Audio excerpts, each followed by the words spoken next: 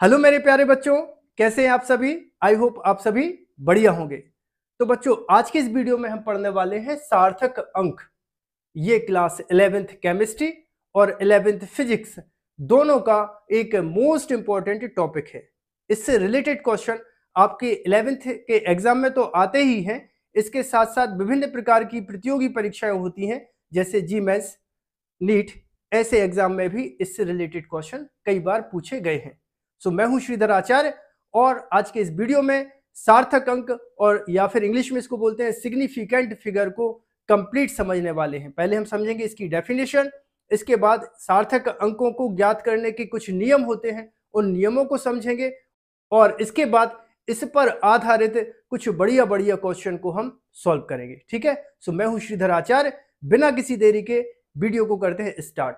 तो सार्थक अंकों की जो परिभाषा होती है, क्या बोलते हैं? किसी भौतिक राशि को यथार्थता पूर्वक व्यक्त करने के लिए हम जिन अंकों का उपयोग करते हैं, उन अंकों की संख्या को हम क्या कहते हैं? सार्थक अंक कहते हैं। फॉर एग्जाम्पल, जैसे मैंने आपसे पूछा आपकी हाइट क्या है, आपने बोला सर मेरी हाइट है 6 फुट। तो आप 6 फुट बताने के लिए आप कॉन्फिडेंट हैं, इसका मतलब यह है कि आपने अपनी हाइट को मेजरमेंट किया होगा और आपको पता चल गया कि आपकी जो हाइट है वो 6 फुट है। तो इसका मतलब यह है कि इसमें सार्थक अंक कितना है? 1 है। ठीक है। सो सार्थक अंकों को ज्ञात करने के कुछ नियम होते हैं। नियम नंबर पहला बोलता है, दो अशून्य संख्याओं के बीच के समस्त शून्य सार्थक अंक होते हैं। फॉर एग्जाम्पल, आपने लिखा 3 7 0 0, एक और 0, और फिर लिख दिया 1। तो यहां पर पहली अशून्य संख्या कौन सी है? 7, और यहां पर क्या है? 1। तो ये बीच के समस्त शून्य सार्थक अंक होंगे। तो इसमें सार्थक अंकों की संख्या कितनी होगी बच्चों? 1 2 3 4 5 6। तो इसमें आप बता सकते हो कि सार्थक अंक कितने हैं? 6 हैं। 6 हैं। ठीक है। जैसे मैंने आपसे बोला 5 0 2, इसमें सार्थक अंक कितने होंगे? आप काउंट कर लेना। प्रथम अशून्य संख्या 5 और लास्ट की अशून्य संख्या क्या है? 2।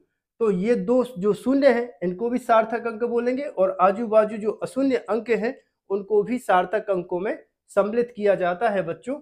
तो इसमें जो सार्थक अंक होंगे वो कितने होंगे? 4। ठीक है। तो ये पहला नियम है, इसको आप अच्छे से नोट कर लीजिए। कर लिया? ठीक है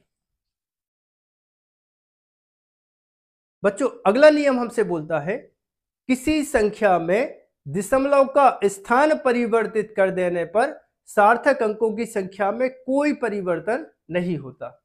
मान लीजिए यहां पर लिखा है 1.234, तो इसमें सार्थक अंक अभी कितने हैं? 4 है।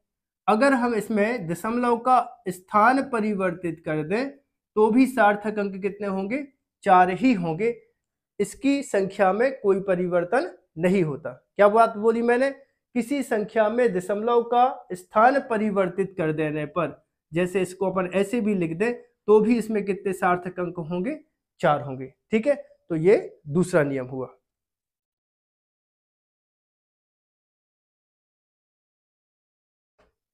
बच्चों, अगला नियम बोलता है, प्रथम अशून्य संख्या के बाईं ओर के सभी शून्य सार्थक अंक नहीं माने जाते। क्या बोला?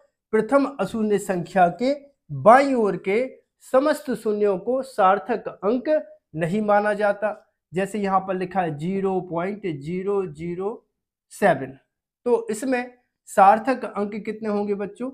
1 होगा।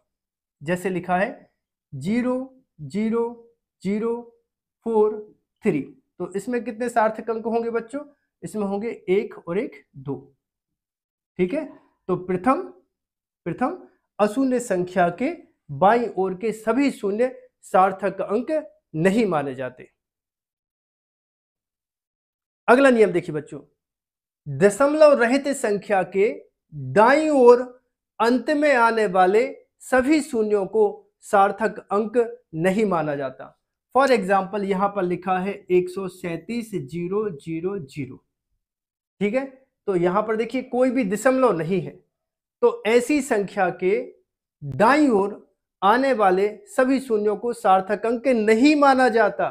तो इसमें कितने सार्थक अंक होंगे बच्चों? 3। तो यहां पर अपन लिख देंगे कितना? 3।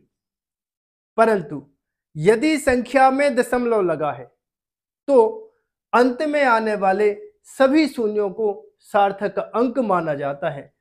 मान लीजिए इसमें लगा होता 13.7000, तब इसमें सार्थक अंक कितने होते बच्चों? 3 और 3 6, इसमें 6 सार्थक अंक होते। अगला नियम है बच्चों, 10 और 10 की घात को सार्थक अंकों में सम्मिलित नहीं किया जाता। क्या बोला मैंने? 10 और 10 की घात को सार्थक अंकों में सम्मिलित नहीं किया जाता। जैसे यहां पर लिखा है 3.40 इंटू 10⁻⁻31। तो 10 और 10 की घात को सार्थक अंक नहीं माना जाता। तब इसमें कितने सार्थक अंक होते बच्चों? 3 होते।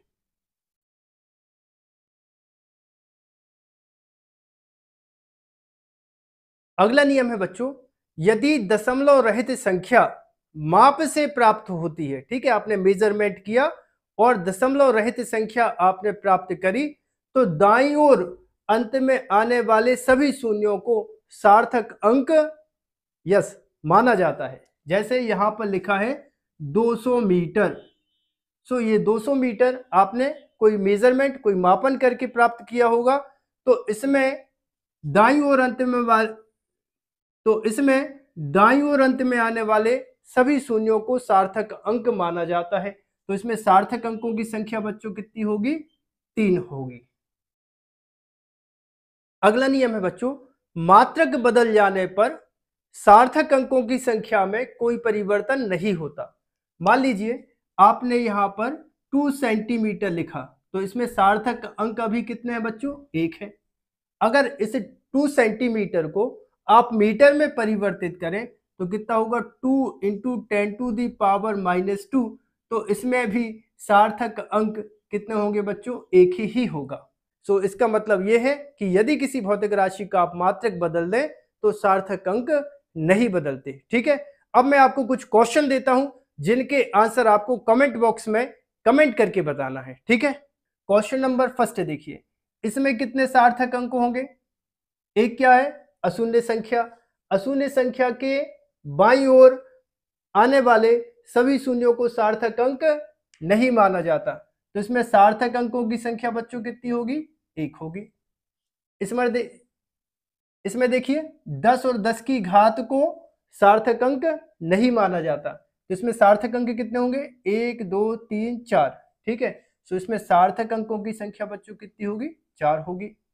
इसमें देखिए प्रथम अशून्य संख्या के दाईं ओर अंत में आने वाले सभी शून्यों को सार्थक अंक नहीं माना जाता। कितने सार्थक अंक होंगे इसमें?